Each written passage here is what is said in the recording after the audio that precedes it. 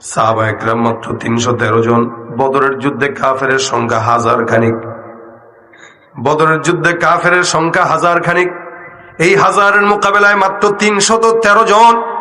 না তাও ঘোড়া নাই, উট নাই, তেমন কোনো অস্ত্র নাই। রমজান মাস, রোজা হালত। সাহাবা আজমাইন যুদ্ধ করবে। হযরত আলী রাদিয়াল্লাহু তাআলা বর্ণনা করেন, আমি আমার পয়গম্বরের তাবুতে যা দেখলাম আল্লাহর নবী বদরের যুদ্ধের ময়দানের দিন সুন্দর করে সিজদায় পড়ে পড়ে আল্লাহর কাছে কান্নাকাটি করে দুইটা নাম বারবার ডাক দেয়, ইয়া হাইয়ু ইয়া কাইয়ুম। আমার নবী এই দুইটা নাম দিয়ে আল্লাহকে ডাক দেয় বারবার, ইয়া হাইয়ু ইয়া কাইয়ুম। হে মুসলমান, হযরত আলী বলেন আমি বারবার পয়গম্বরের কাছে গেলাম, আল্লাহর নবী সাল্লাল্লাহু আলাইহি ওয়াসাল্লাম শুধুমাত্র ইয়া হাইয়ু ইয়া কাইয়ুম বলে বারবার যুদ্ধের ময়দানে আমার মাওলার দরবারে চায়। কোথায় 1000, কোথায় 313? এই 1000 যদি 313-কে ভালো মতো ধরে পারার তো কোনো কথা না। কিন্তু মনে রাখবেন, মুসলমানের অস্ত্র বড় সম্পদ নয়, টাকাও বড় সম্পদ নয়, ক্ষমতাও বড় সম্পদ নয়। মুসলমানের সবচাইতে বড় সম্পদ হলো তার ঈমান। জোরে বলেন ঠিক কিনা? মুসলমানের সবচেয়ে বড় অস্ত্র কি? জোরে বলেন তো।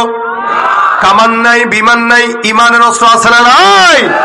কামান নাই, বিমান নাই, ইসলামের অস্ত্র আছে না নাই?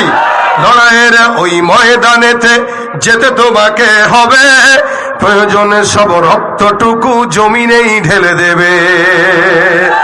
লড়াইয়ের ওই ময়দানেতে যেতে তোমাকে হবে, প্রয়োজনে সব রক্তটুকু জমিনেই ঢেলে দেবে।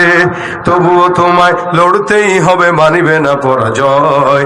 বিপ্লব মানে জীবন দেয়া বসে থাকা নয়, সে কোনো দিন আসবে না রে করো যদি ভয়। ঠিক কিনা?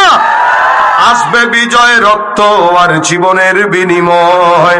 আসবে বিজয়, রক্ত আর জীবনের বিনিময়। বিপ্লব মানে জীবন দেয়া বসে থাকা নয়, সে কোনো দিন আসবে না রে করো যদি ভয়। ভয় করবো কাকে? জোরে বলেন কাকে?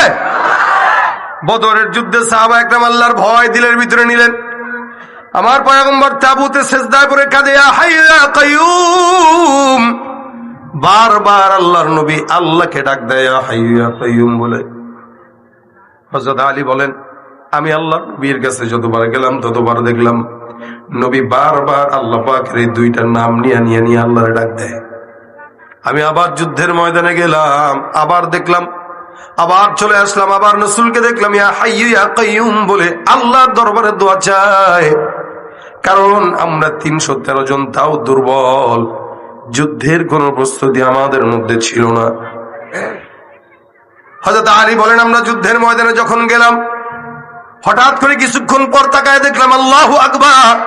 যুদ্ধের ময়দানে যুদ্ধ করতে করতে আমার মনে হলো, আমরা দেখতে লাগলাম কেমন যেন সাদা পোশাক গলা আসমান থেকে ফেরেশতা নেমে আমাদের সঙ্গে যুদ্ধ শুরু করে দিল। সাহাবা একরামদের সঙ্গে আল্লাহ পাক রব্বুল আলামিন ফেরেশতা পাঠায়া যুদ্ধ করছে, যার কারণে আল্লাহ পাক রব্বুল আলামিন বলেন, লাকাদ নাসারাকুমুল্লাহু বিবাদরিন ওয়া আনতুম আযিল্লাহ।